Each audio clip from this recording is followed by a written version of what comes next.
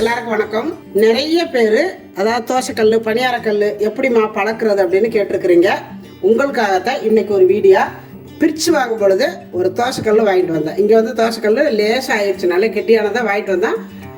இப்போ சுட்டு வெயிட் கம்மி ஆயிடுச்சு, அதனால் கொஞ்சம் கருகுதுன்னு சொல்லிட்டு பிறகு இந்த தோசைக்கல் வாங்கிக்கிட்டு பிரித்து வாங்கிட்டு வந்தேன். அந்த தோசைக்கல்லில் காட்ட மறந்துட்டு இன்னைக்கு தோசை ஊற்ற போகிறேன். இதில் இது எப்படி பழக்கணும் என்ன அப்படிங்கிறத இப்போ நம்ம வந்து வீடியோவில் பார்க்க போகிறோம். நான் எப்போவுமே உங்களுக்கு தோசைக்கல் இருக்கட்டும் பணியாரக்கல்லாக இருக்கட்டும் நல்ல வெயிட்டாக வாங்கினீங்கன்னா தான், அதாவது கீழே வந்து கருகாமல் நல்லா மொறுன்னு கிடைக்கும். இது வந்து இன்றைக்கி நாங்கள் 2.5 கிலோவில் வாங்கியிருக்கிறோம். அந்த கல் அங்கே கோயம்புத்தூரில் வச்சுருக்கிறது அது வேறு மாதிரி கல் இருக்குது. இது இரும்பு கல்லே நாங்கள் வாங்கிட்டோம். நிறைய பேர் சொன்னீங்க, அம்மா இரும்பு கல்லை வாங்கி செய்யுங்கம்மா நீங்கள். அது வந்து இண்டாலியத்து கல் அங்கே இருக்கிறது. இது வந்து இரும்பு கல். இன்னொன்று இங்கே வீட்டில் இருக்கிறது பழசு, அதுவும் இரும்பு தான். இதை இரும்பே வாங்கிட்டோம். இப்போ இதை வந்து நான் வாங்கிட்டு வந்து எதுவுமே செய்யலைங்க. சும்மா வந்து தண்ணியை ஊற்றி ஒரு கழுவிட்டு அதுக்கப்புறம் சோப்பை தொட்டு ஒரு தேய்ச்சேன். மறுபடியும் பிசுன்னு இருந்துச்சு. மறுபடியும் சோப்பை தொட்டு வெறுங்கையை போட்டு நல்லா தேய்ச்சிட்டு கொண்டு வந்து அடுப்பில் வச்சுருக்கிறேன். அடுப்பில் வச்சுட்டு அடுப்பு வந்து இப்போ நான் வந்து ஸ்லோவில் வச்சுருக்கிறேன். பாருங்கள், நான் உங்ககிட்ட காட்டுறேன். கொஞ்சம் தான் எரிஞ்சிட்டு இருக்குது. இப்போ இது என்ன பண்ணணும்னா இந்த மாதிரி ஸ்லோவில் வச்சுட்டு ஒரு பெரிய வெங்காயத்தை எடுத்து இந்த மாதிரி நறுக்கிக்கோங்க. இந்த தூர் பகுதி பக்கம் நறுக்கிட்டு இந்த மே பகுதி இந்த காம்பு இருக்கிற பகுதியை வச்சுக்கோங்க. இப்படி வச்சுட்டு இங்கே பாருங்க, ஒன்றுமே இல்லைங்க. நமக்குன்னா கை போய் பட்டுச்சுன்னா கொப்பிச்சு போகும். ஆமாம், பாருங்க இதில் இருக்கிற அழுக்கு எடுத்துரும். ஆனால் கொஞ்சம் கல் சூடு ஏறினதுக்கப்புறம் இவருங்க இப்படி பிடிச்சிக்கிட்டு கோம்பு இருக்கிற வெங்காயமா எடுத்துக்கணும். ஒரு வெங்காயம் ஆமாம் பிடிச்சிக்கிறணும். ஆமாம், எங்கள் வீட்டுக்காரர் சொல்லணே இப்படி பிடிச்சிக்கிட்டு லைட்டாக அப்படி அமுத்துனீங்கன்னு வைங்க, கையை பிடிக்கிட்டு போச்சுன்னா இது நல்ல வெயிட்டு கல் கையில் இருக்க தோல் உறிஞ்சிக்கிட்டு வந்துடும். அதை பார்த்துக்கோங்க. மெயினாக பாருங்க, வெங்காய வெட்டையிலே கோம்பு நல்லா இருக்கிறதா ஒரே ஒரு வெங்காயம் வெட்டி இந்த மாதிரி முதல்ல தேய்ச்சிட்டு இந்த மாதிரி கூட போட்டுக்கிட்டீங்கன்னா இதில் என்ன முதல்ல இப்படி தேய்ச்சா சாறு நல்லா இருக்கும். பிடிக்கிறதுக்கு ஒன்னோட எல்லாமே வச்சிருக்கிறேன். நல்ல வெங்காயம் நீளமாக இருக்கிறதா எடுத்துக்கணும். விடாமல் தேய்க்கணும். கல்லில் பட்ட அதே நேரம் நல்லா கையை விட்டுறாதீங்க. லேசாக அப்படி வலிக்கிட்டு போகிற மாதிரி நல்லா இந்த கல்லை பிடிச்சிக்கிட்டு ஊற்றுப்பா. போதுப்பா, அந்த வெங்காய சாரோட ஊற்றுப்பா தோசையை. இப்போ நான் வந்து அடுப்பை ஸ்லோவிலே வச்சுருந்தேன். கல் ஓரளவு ஹீட் ஆகிருக்குது. இதில் வந்து எண்ணெயெல்லாம் எதுவுமே ஊற்றலை, அந்த வெங்காயத்தை மட்டும் தடவை இருக்குது. இப்போ ஃபஸ்ட்டு வருதான்னு பார்க்குறதுக்காக மாவை எடுத்து ஒரே ஒரு கரண்டி மட்டும் எடுத்துக்கோங்க. பாருங்க, இந்த மாதிரி ஒரு கரண்டி எடுத்துட்டு நடுவில் விட்டுட்டு இதை மெதுவாக இழுத்து விட்டுருங்க. ஃபுல்லாக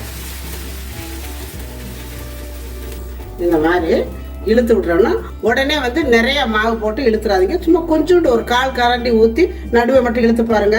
அதை எடுத்து பாருங்க. அதுவும் வரலையா மறுபடியும் ஒரு கொஞ்சம் கூட ஊற்றுங்க. அப்போ வரலையா எடுத்துட்டு மறுபடியும் அந்த வெங்காயத்தை அதே மாதிரி தடவிக்கங்க. சில பேர் சொல்லுவாங்க வெங்காயத்தை வெட்டி போட்டு வதக்கிக்கங்கம்பாங்க. அப்புறம் இது முட்டையை ஊற்றுங்கம்பாங்க. இல்லைன்னா சூடு அதாவது வடிச்ச தண்ணியை ஊற்றி வைங்கன்னு சொல்லுவாங்க. வடிச்ச தண்ணி முதல்ல ஊற்றி வச்சுக்கிட்டோம். இப்போ வந்து வடிச்ச தண்ணியெல்லாம் தேவையில்லைங்க. இது ரொம்ப ஈஸியான வேலை உங்களுக்கு. ஆனால் கனமான கல்லாக இருந்தால் நம்ம வடிச்ச தண்ணி எதுவுமே ஊற்றி வைக்க வேண்டாம், ரொம்ப நல்லாயிருக்கும். இப்போ நான் அடுப்பை வந்து சுலவில் வச்சுருந்தேனுங்களா, இப்போ தான் வந்து ஸ்பீடாக வைக்க பாருங்க. ஸ்பீடானா ஒரு மினிமமான அளவில் இப்போ வச்சுருக்கிறேன். ஏன்னா நம்ம அந்த சூடு ஏறி லைட்டான சூட்லேயே நம்ம தேய்ச்சி வச்சுருக்கிறோம். இப்போ மாவு ஊற்றணும். மாவு ஊற்றினதுக்கப்புறம் இன்னும் வேகலை. இப்போ இதை மட்டும் இப்படி தேய்ச்சிக்குவோம் இந்த எண்ணெயில். இதை அப்படியே இருக்கட்டும். முதல்ல வருதான்னு பார்த்துக்கணும். அதுக்கப்புறம் ஊற்றணும். இப்போ இந்த ஒரு தோசைக்கு கொஞ்சம் கூட எண்ணெய் ஊற்றிருக்கிறேன். ஆமாம், என்ன ஒரு 2 தாட்டி இப்படி ஊற்றி பாருங்க. உடனே வந்தாலும் வந்துருங்க. அதெல்லாம் தான் இந்த சூப்பராக வந்துடும். வெங்காயம் இப்படி வரலன்னா ஒரு வெங்காயத்தை தேய்ங்க. இது நல்லா வந்துருச்சு ஒரே வெங்காயத்தில். பாருங்க, இப்போ பாருங்க எடுக்கிறோம். எப்படி வருது எடுங்க. அப்படியே ஒட்டவே இல்லை பாருங்க. நெசமாலுமே நாங்கள் எதுவுமே வடிச்ச தண்ணியோ எதுவுமே ஊற்றி வைக்கல. உடனே பார்த்தீங்களா வெங்காயம் மட்டும்தான் தடவி இருக்கிறோம். அடுப்பை ஸ்லோவில் வச்சுட்டு லைட்டாக சூடு ஏற வெங்காயத்தை தடவிட்டா. இப்போ அதே சூட்டில் மாவை ஊற்றிட்டோம். அவ்வளவுதாங்க. அப்படித்தான். இந்த வெங்காயத்தை மட்டும் இப்படி கீரி போட்டுக்கோங்க. லேசாக கீரிக்கங்க. அது கொஞ்சம் பச்சை போய். ஆமாம், நல்லா முருகலாக நல்லா வரும் இந்த தோசை. 2வது தோசை ஊற்றிருக்கிறேன். புதுக்கல் மாதிரியே வருது பாருங்க, எவ்வளோ அருமையாக வருது பாருங்க. எல்லாமே நம்ம வந்து செய்கிற பக்குவத்தில் தாங்க இருக்குது. அதுக்காண்டி உடனே நீங்கள் கொண்டு அடுப்பை நல்லா ஸ்பீடாக வச்சுட்டு வெங்காயத்தை போட்டு இழுத்து ஊற்றுனீங்கன்னா இந்த மாதிரி வராது. அடுப்பை ஸ்லோவில் வச்சுக்கணும்.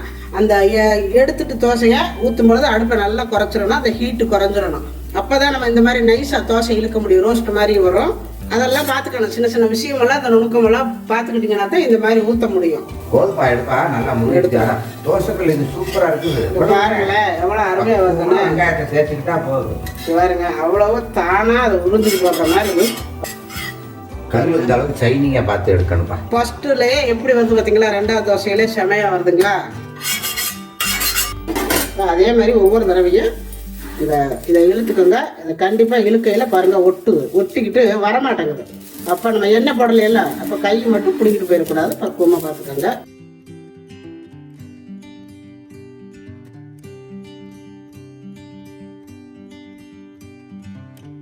இப்போ இந்த பக்கம் பார்த்தீங்கன்னா இப்போ இங்கே தோசை ஊற்றிட்டுருக்குறோம். இந்த பக்கம் விரால் மீன் பாருங்க. இங்கே வந்தோடனே விரால் மீன் குழம்பா கிடைக்குது எங்களுக்கு. எங்கள் வீட்டுக்கார் பிடிச்சிட்டு வந்துடுறாங்க வலை போட்டு. இது எப்படின்னு கேட்டிங்கன்னா, நைட்டு சாயந்தரம் வீட்டுக்கு வரும்பொழுது எங்கள் வீட்டுக்கார் கொண்டு அந்த கம்மாயில் வலையை அப்படியே போட்டு விட்டு வந்துடுவாங்க. காலையில் நேரத்தில் 6 மணிக்கு போய் எடுத்து பார்த்தா ஏதாவது கொஞ்சம் இருக்கும். ஒரு 10 மீன் குறையாம இருக்கும். பாருங்க, ஒரு ஜிலேபி, ஒரு 4-5 விரால் கண்ணு தான். அங்கே 6-7 கண்ணு விரால். தோசைக்கு குழம்பு ஆயிட்டுமேனு வச்சுட்டேன். இப்போ இது தோசைக்கு இந்த குழம்பு. இங்கே விரால் மீன், இங்கே புது கல்லில் தோசை. இப்போ ஊற்றுறது நாங்கள் பெருசாக ஊற்ற போகிறோம். ஏன்னா 2 வாட்டி உங்களுக்கு வந்து நடுவில் ஊற்றி காட்டினோம். இப்போ இது கல் ஃபுல்லாக ஊற்றி இழுக்கலாம் அப்படிங்கிறக்காண்டி பாருங்க. இப்போ நாங்கள் பெருசாக ஊற்றுற பாருங்க.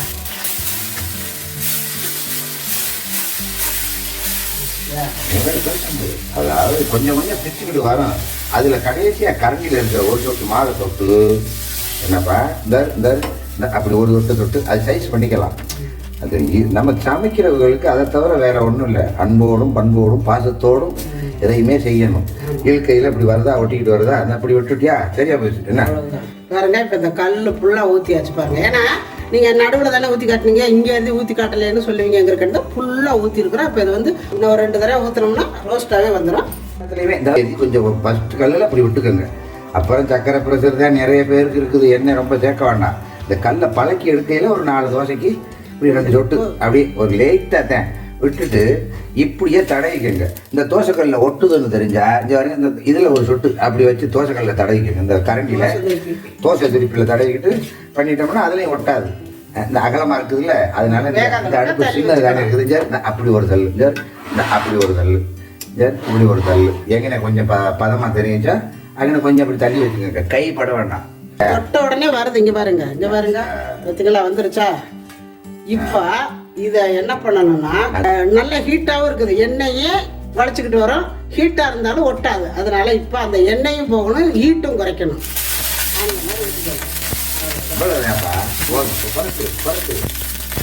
அப்படி பண்ணிட்டா அந்த எண்ணெய் என்ன ஒன்றும் கல்லுல இருந்து ஓடி போயிடும்.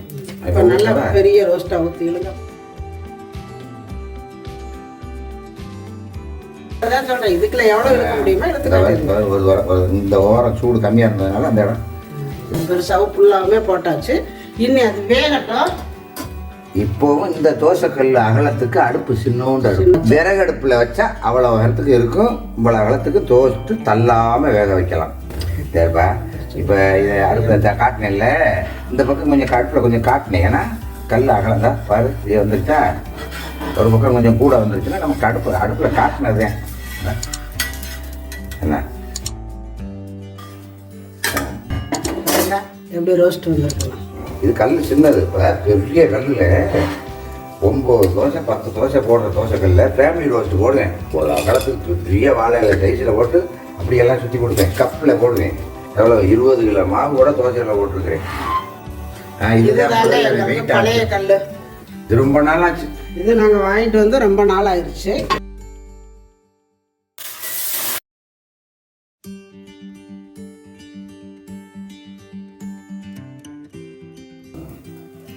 லைட்டாக எண்ணெய் விட்டாலே போதுங்க. இதுக்கெல்லாம் இப்படி இழுத்து விட்டிங்கன்னா தான் அந்த ரோஸ்ட் உங்களுக்கு நல்லா இருக்கும். இழுத்துட்டோம்னா நல்லா முறுமுறுந்தீங்களா. எங்கள் வீட்டுக்காரர் எப்போதுமே கடைசியாக ஒரு தோசை கல்லில் ஊற்றி விட்டுட்டு போயிடுவாங்க. அப்புறம் சாப்பிட்டு முடிச்சுட்டு எடுத்து ஒன்று முறுக்கு மாதிரி கடிச்சு சாப்பிடுவாங்க. அது நல்லா இருக்கும் கடைசியாக சாப்பிடும் பொழுது.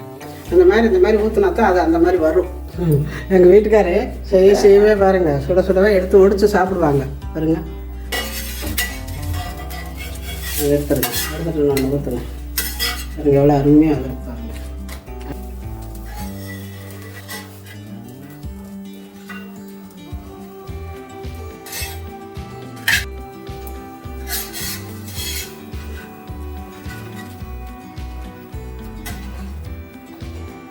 பாருங்க இப்படி அருமையாக இருக்குது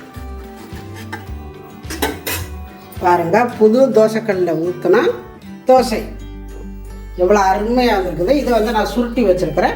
இங்கே சுருட்டாமல் சும்மா அப்படியே வச்சது பாருங்கள். எத்தனை தோசை சுட்டுருக்குறேன் எல்லாமே பாருங்கள் அவ்வளோ நல்லா வந்திருக்குதுங்க. அப்படியே சாப்பிடையில எங்கள் வீட்டுக்கார ஒடிச்சு சாப்பிட்றாங்க பாருங்க பாருங்க. இப்படி ஒடிது வருது.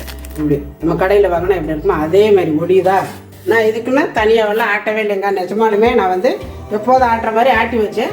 இதை ஊற்றுறது எனக்கு ஐடியாவே வரல. டக்குனு கல்லை வச்சுட்டேன். கல்லை அடுப்பில் வச்சதுக்கப்புறம் தான் ஐயோ நிறைய பேர் கேட்டிருந்தாங்களே, சரி இது புது கல்லுல சரி நம்ம ஊற்றி காட்டலாம் எல்லாருக்கும் கொஞ்சம் யூஸ் ஆகும் அப்படின்னு சொல்லிட்டு அதுதான் கழுவுனதை கூட உங்ககிட்ட காட்டல பாருங்கள். கழுவிட்டு அடுப்பெல்லாம் பற்ற வச்சதுக்கப்புறம் தான் இது ஞாபகம் வந்தது உங்ககிட்ட காட்டினேன்.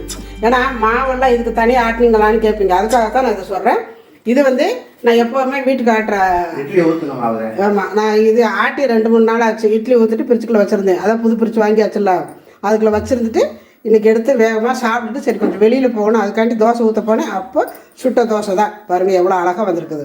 ரொம்ப அருமையான ரோஸ்ட்டு பாருங்கள். ரோஸ்ட்டு தோசை நம்ம என்ன வேணாலும் ஊற்றலாங்க. செமையாக இருக்கும் பாருங்கள். இது மாதிரி நீங்கள் ஊற்றி கொடுத்தீங்கன்னா எந்த குழந்தைங்களும் தோசை வேண்டான்னு சொல்ல மாட்டாங்க. செமையாக இருக்குது, சாப்பிட்டுக்குவாங்க.